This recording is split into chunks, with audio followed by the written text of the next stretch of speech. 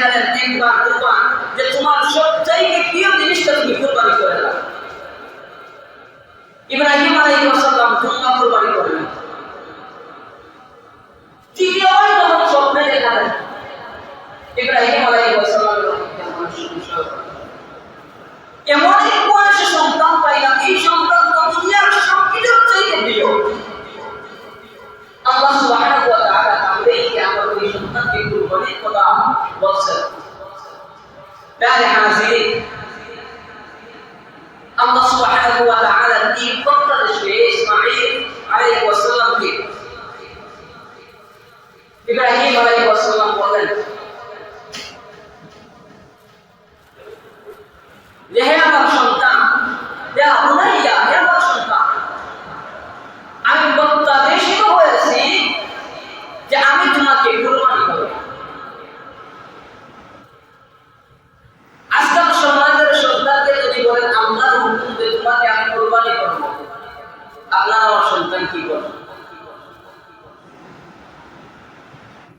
এই কুরবানি না, আজকাল আপনার আমার সন্তানকে যদি একটা ফরমাইশ দেয় মুখের উপর না করে, আর ইসমাঈল আলাইহিস সালাম খুব সুন্দর করে জবাব দিলেন, ইয়া আবাতি আনতুমা ওয়াসাতালিদুনি ইনশাআল্লাহ। আল্লাহু আকবার। ইসমাঈল আলাইহিস সালাম বলেন, আমার পিতা, তিনি আল্লাহ সুবহানাহু ওয়া তাআলার পক্ষ থেকে তরফ থেকে প্রত্যাদেশিত হয়ে থাকেন যে আমাকে আপনি কুরবানি করবেন, তাহলে মিনাস সাবিরিন, ইনশাআল্লাহ আপনি ওই প্রত্যাদেশের কাজ আপনি সম্পন্ন করুন, আর আমাকে মিনাস সাবিরিন ধৈর্যকারীদের সঙ্গে পেয়ে যাবেন। সুবহানাল্লাহ। কেমন ধরনের পরীক্ষাতে উত্তীর্ণ হলেন যে ইসমাঈল আলাইহিস সালামকে যখন কুরবানি করতে নিয়ে গেলেন, শয়তান এসে বারবার বলল, ধোঁকা দিতে চাইলো। এখনো শয়তান আপনাকে আমাকে ধোঁকা দেয়। নামাজের সময় বলে যে না, শরীরে ব্যথা, নামাজ যাওয়ার দরকার নাই, পায়ে ব্যথা, নামাজে যাওয়ার দরকার নাই, মন ভালো না, নামাজে যাওয়ার দরকার নাই, বাগারে দরকার আছে, এটা শোনো, এটা না সেটা আচরণ করিয়ে দেয়। ঠিক তদ্রুপভাবে ইসমাঈল আলাইহিস সালামকে ধোঁকা দেওয়ার জন্য শয়তান বারবার বলছিলেন যে তোমার বাবা তোমাকে হত্যা করবে, তুমি এখানে যেও না, তোমরা এই আল্লাহর আলীগণ কঙ্কর নিক্ষেপ করেন। ইসমাঈল আলাইহিস সালাম সেই সময় কঙ্কর নিক্ষেপ করলেন, আর আল্লাহ সুবহানাহু ওয়া তাআলা তাকে স্মরণ রাখার জন্য উম্মতে মুহাম্মাদীকে একটি শরিয়া করে দিলেন। সুবহানাল্লাহ। শয়তান প্ররোচনা দেওয়ার পর ইসমাঈল আলাইহিস সালাম ও ইব্রাহিম আলাইহিস সালামকে আল্লাহর প্রত্যাদেশ হুকুম থেকে বিরত রাখতে পারলেন না। যখন তিনি তার সন্তানকে জবাই করবেন, কেমন হৃদয় বিদারক ঘটনা দেখেন।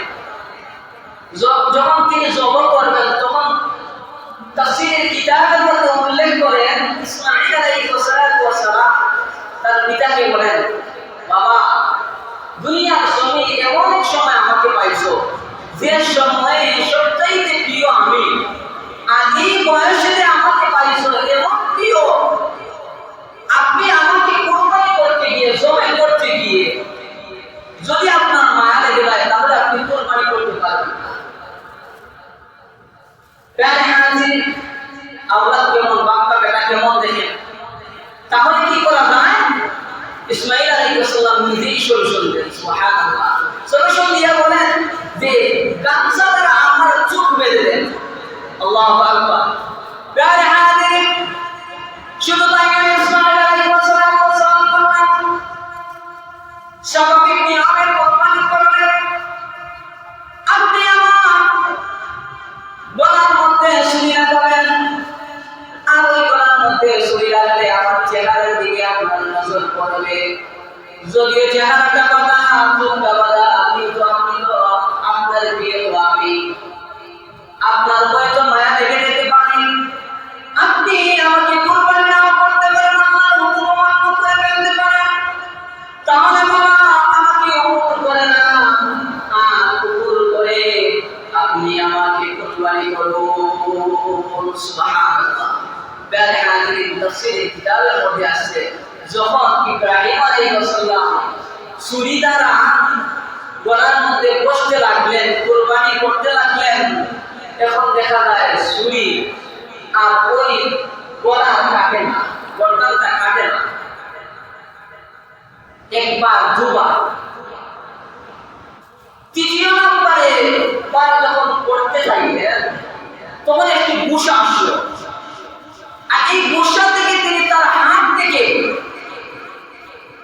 ওই ছুরি মাটির মধ্যে ফেলে দিলেন, আর সঙ্গে সঙ্গে পাথরের মধ্যে পড়লো, পাথর দ্বিখণ্ডিত হয়ে গেল। সুবহানাল্লাহ।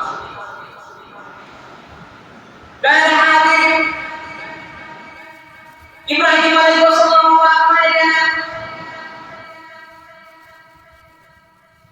যে এত ছুরি আঘাতে পাথর দ্বিখণ্ডিত হয়ে গেল, কিন্তু আমার সন্তানের কুরবানি করো না। আবার তিনি নিয়ে আসলেন, তারপর তো দেখলেন আবার নিয়ে আসলেন। এবার যখন বলার মধ্যে কল্পনা করতে লাগলেন, আকাশ থেকে আওয়াজ আসলো, আল্লাহ সুবহানাহু ওয়া তাআলা জিবরীল আমিনকে বললেন, জিবরীল যাও বন্ধুকে দিয়া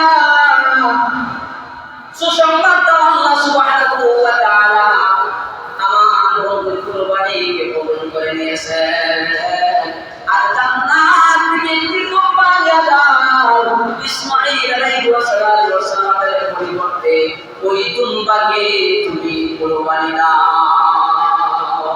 আকাশ থেকে জিবরীল আমিন আওয়াজ দিলেন, আল্লাহু আকবার, আল্লাহু আকবার।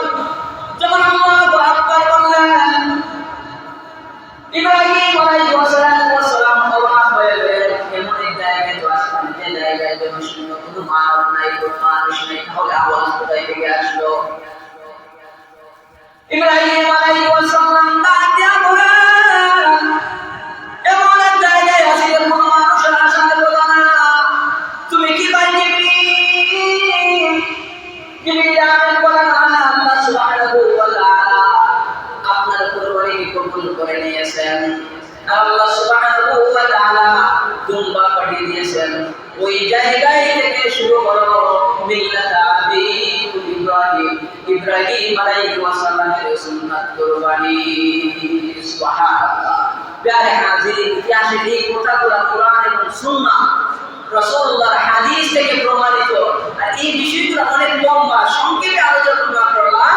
আল্লাহ সুবহানাহু ওয়া তাআলা ইব্রাহিম আলাইহিস সালামের সুন্নাত হিসাবে উম্মতে মুহাম্মাদিদের রাসূলুল্লাহর কার্যক্রমের মাধ্যমে উম্মতে মুহাম্মাদিদের উপর ওয়াজিব করে দিলেন, আর এই ওয়াজিবের শর্ত যেমন আল্লাহ সুবহানাহু ওয়া তাআলা শর্ত করে দিলেন যে কুরবানি তাদের উপর ওয়াজিব যারা 10, 11, 12 এই 3 তারিখ, যে হচ্ছে 10, 11, 12 এই 3 তারিখে মালিকের নিসাবের সমপরিমাণ সম্পদের মালিক যারা হবে তাদের উপর কুরবানি ওয়াজিব।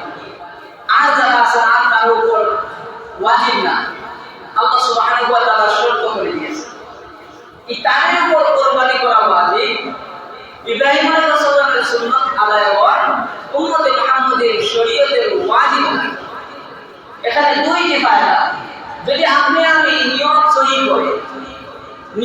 সহি করে আল্লাহকে রাজি এবং খুশি করার নিমিত্তে কুরবানি করতে পারি, আপনার আমার সম্পদ সবচেয়ে প্রিয় সম্পদ দুনিয়ার জমিনে, এই সম্পদ ত্যাগ করলাম, আর এটার মাধ্যমে আল্লাহ সুবহানাহু ওয়া তাআলা